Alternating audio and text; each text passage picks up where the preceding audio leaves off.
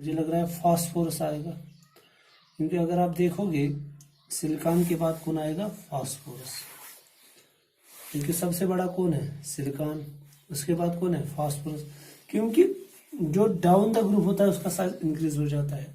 उसके बाद कौन आएगा, शाबाश, कार्बन, कार्बन के बाद कौन आएगा, शाबाश, नाइट्रोजन। तो दैट मीन्स नाइट्रोजन का जो साइज है, नाइट्रोजन वो सबसे छोटा है as compare to carbon, as compare to phosphorus, as compare to silicon. ये है इंक्रीजिंग ऑर्डर, ये है डिक्रीजिंग ऑर्डर। तो उम्मीद है कि आपको समझ आया होगा कि क्या मैंने बताया। तो इसी तरह ये आपको समझ आया होगा, ये आपको ट्रेंड याद रखनी है। जब तक आप ट्रेंड याद नहीं रखोगे तब तक ये क्वेश्चन आप सॉल्व नहीं कर पाओगे। इसी तरह अगर हम बात करेंगे इस वाले पार्ट की, Cl positive, Cl negative, Cl, क्योंकि आपको पता है ये कैटायन है, ये एनायन है, ये पैरेंट एटम है, क्योंकि ये एक ही एटम की मुख्तलिफ स्पीशीज है।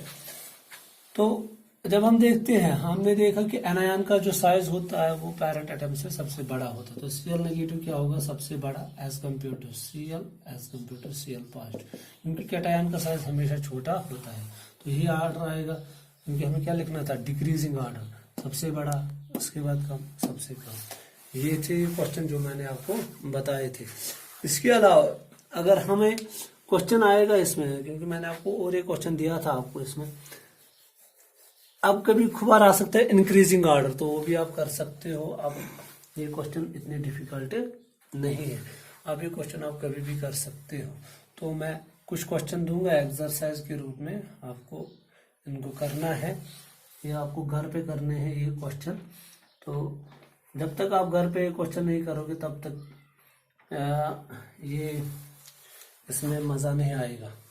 सपोज क्वेश्चन कैसे है, आपको अरेंज करना है, तो मुझे फिर टेक्स्ट करना कि सर हमें इनको रिपीट कीजिए, तो मैं करूँगा। और पहले मैं आपको क्वेश्चन दूंगा, अरेंज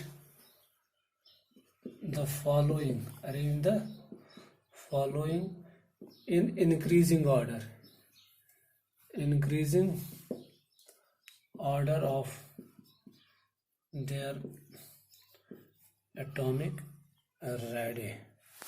तो ये क्वेश्चन है, इंक्रीजिंग ऑर्डर ऑफ साइज हम लिखेंगे, increasing order of their size भी हम लिख सकते हैं, साइज के आधार पर, क्योंकि साइज में फिर सब आएगा, एटॉमिक रेडी, आयोनिक रेडी, सब आएंगे इसमें।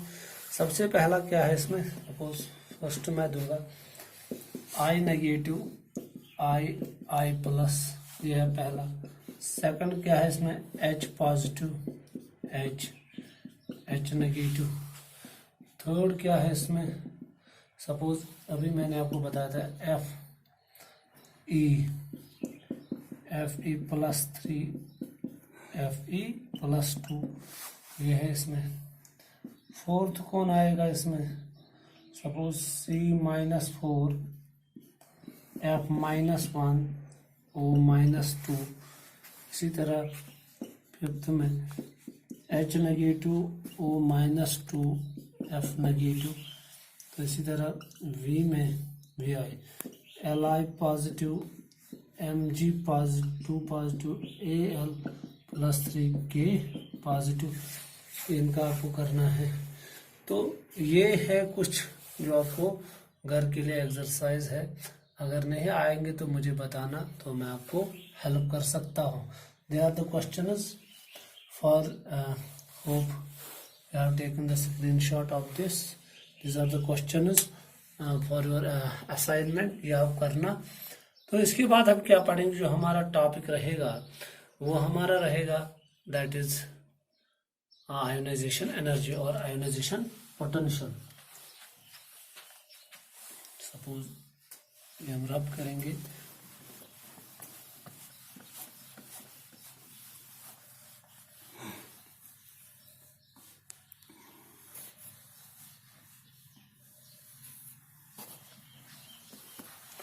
आयोनाइजेशन एनर्जी क्या होती है, ये अब आपको याद रखना है कि आयोनाइजेशन एनर्जी क्या होती है, आयोनाइजेशन पोटेंशियल क्या होता है। आयोनाइजेशन एनर्जी, आयोनाइजेशन एनर्जी क्या होती है। इसको हम आयोनाइजेशन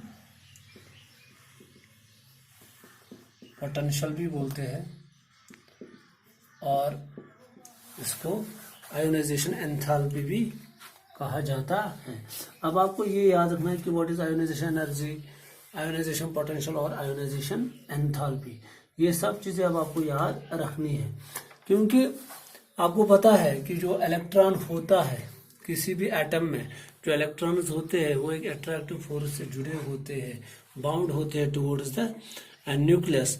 तो सपोज अगर मैं यहाँ पे समझाऊंगा, अगर ये न्यूक्लियस है, इसमें प्रोटॉन्स है और न्यूट्रॉन्स है, यहाँ पे क्या है, ये इलेक्ट्रॉन्स है, मुख्तलिफ शेल्स में ये इलेक्ट्रॉन्स हैं। तो ये जो इलेक्ट्रॉन्स है ये बाउंड होते हैं, अट्रैक्ट होते हैं towards the nucleus by force that is F is equal to K Q1 Q2 divide by R square. Coulombian force से जुड़े होते हैं, क्योंकि जब हम आगे जाके पढ़ेंगे जो मॉडल ऑफ एटम हम पढ़ते हैं तो वहाँ पे हम देखते हैं कि दो फोर्सेस इलेक्ट्रॉन पर लगे होते हैं, एक तो न्यूक्लियस का फोर्स होता है सेंट्रीपिटल फोर्स, और एक इलेक्ट्रॉन का फोर्स, खुद का फोर्स जो उसको इस न्यूक्लियस से दूर रखता है, उसको हम क्या बोलते हैं, सेंट्रीफ्यूगल फोर्स। सेंट्रीपिटल फोर्स इसको न्यूक्लियस की ओर खींचने की कोशिश करता है, मगर इलेक्ट्रॉन में एक इनबिल्ट फोर्स डेवलप होता है, उसको हम क्या बोलते हैं, सेंट्रीफ्यूगल फोर्स। और यही दो फोर्सेस काउंटर बैलेंस करके इस इलेक्ट्रॉन पर लागू होते हैं, और उसी की वजह से ये इन ऑर्बिटल्स में और इन ऑर्बिट्स में घूम रहे हैं, रोटेट कर रहे हैं, रिवॉल्व कर रहे हैं। तो अब हमें देखना है आयोनाइजेशन एनर्जी क्या होती है, क्योंकि एक न्यूट्रल एटम में आपको पता ही है जितने नंबर ऑफ प्रोटॉन्स होते हैं उतने नंबर ऑफ इलेक्ट्रॉन्स होते हैं। अगर आप चाहोगे आप इस इलेक्ट्रॉन को क्या निकालोगे, आप बाहर, you want to remove this electron from this atom. तो इस इलेक्ट्रॉन को रिमूव करने के लिए जिस फोर्स से न्यूक्लियस ने इसको अपने इस एटम में जुड़े रखा होगा, आपको उस फोर्स के बराबर क्या करनी होगी, इस पे अप्लाई, शाबाश, से ज्यादा, इस फोर्स से ज्यादा इस पे एनर्जी अप्लाई करनी होगी, तब जाके ये इलेक्ट्रॉन यहाँ से बाहर निकलेगा। दैट मीन्स जब भी हमें क्या करना होगा, क्योंकि जब भी यहाँ पे एक इलेक्ट्रॉन निकलेगा ये आयोनाइज हो जाएगा, ये न्यूट्रल एटम था, अभी तक जितने इलेक्ट्रॉन थे उतने प्रोटॉन थे, क्योंकि जब एक इलेक्ट्रॉन बाहर निकलेगा तो डेफिनेटली एक पॉजिटिव चार्ज, एक नेगेटिव चार्ज कम होगा तो एक पॉजिटिव चार्ज ज्यादा होगा। जब भी पॉजिटिव चार्ज ज्यादा होगा, जब भी हम एक इलेक्ट्रॉन को निकालने की कोशिश करेंगे तो जेड इफेक्टिव क्या हो जाएगा, वो इंक्रीज हो जाएगा, दैट इंक्रीजेस। जब भी हम एक इलेक्ट्रॉन को यहाँ से निकालेंगे तो जेड इफेक्टिव इंक्रीज हो जाएगा। जब जेड इफेक्टिव इंक्रीज हो जाएगा तो यहाँ से एक इलेक्ट्रॉन निकलने पे कैटायन बन जाएगा, जब कैटायन बन जाएगा जेड इफेक्टिव इंक्रीज, तो साइज क्या हो जाता है, साइज डिक्रीज हो जाता है। पर सवाल है व्हाट इज आयोनाइजेशन एनर्जी, जो एनर्जी हमें इस इलेक्ट्रॉन को बाहर निकालने के लिए लगेगी वही क्या कहलाती है, आयोनाइजेशन एनर्जी और आयोनाइजेशन पोटेंशियल। क्योंकि आपको पता ही है जब हमें इलेक्ट्रॉन को बाहर निकाल तो हमें बाहर से क्या, शाबाश, एनर्जी देनी है इस एटम को, तो that mean ionisation energy is endothermic. तो हम क्या लिखते हैं कि जब भी हम आयोनाइजेशन एनर्जी की डिफिनेशन लिखते हैं, क्योंकि जब भी एक एटम से हमें एक इलेक्ट्रॉन निकालना पड़ता है, हमें इस एटम को सॉलिड फॉर्म से किस में तब्दील करना पड़ता है, पहले गैसियस फॉर्म।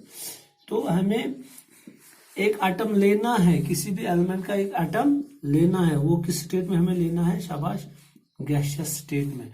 तो गैसियस स्टेट में एक एटम से एक एटम लेना है, एटम मतलब क्या हो गया, एक आइसोलेटेड है, सिंगल एटम हमें लेना है, एक तन्हा एटम हमें लेना है, किस फॉर्म में हमें लेना है, गैसियस स्टेट में।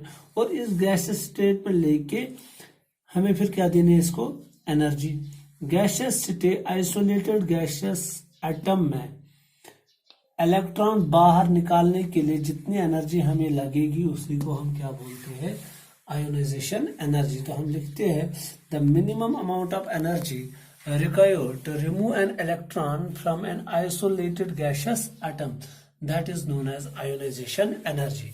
तो यहाँ पे मैं लिखूंगा ये, होप आपको समझ आया होगा क्या मैंने बताया कि कितनी कम से कम एनर्जी हमें लगेगी क्या करने के लिए, इस आइसोलेटेड गैसियस एटम से एक इलेक्ट्रॉन को इसके आउटर मोस्ट शेल से बाहर निकालने के लिए। आउटर मोस्ट शेल से बाहर निकालने के लिए जितनी एनर्जी हमें लगेगी वही क्या कहलाती है, आयोनाइजेशन एनर्जी और आयोनाइजेशन पोटेंशियल। तो मैं डिफिनेशन लिखूंगा या मैं ऐसे ही बताऊंगा, the minimum amount of energy required to remove an electron from the isolated gaseous atom from its outermost shell, that is known as शाबाश आयोनाइजेशन एनर्जी। अगर आप चाहोगे तो मैं डिफिनेशन मैं लिखूंगा भी यहाँ पे, और मैं लिखूंगा यहाँ पे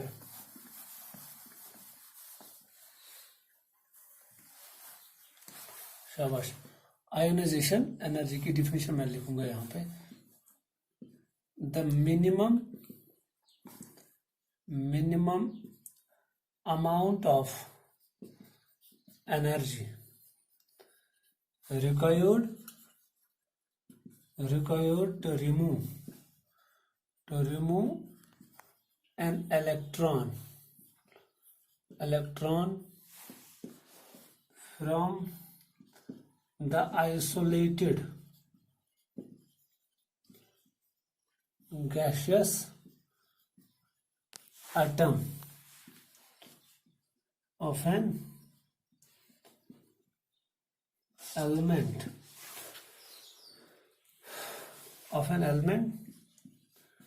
from its outermost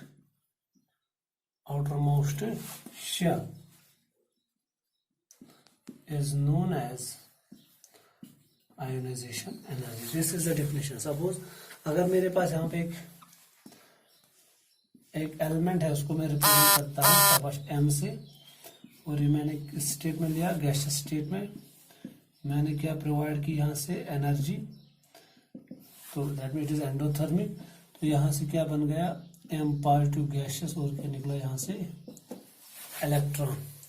that means जो डेल्टा एच है यहाँ पे वो क्या है, वो पॉजिटिव है। Positive means it is endothermic. What is delta H means? Delta H means heat of reaction. Heat of reaction. तो यहाँ पे मैंने क्या लिया, एक आइसोलेटेड गैसियस एटम लिया, गैसियस एटम। तो यहाँ पे क्या बन गया, आइसोलेटेड गैसियस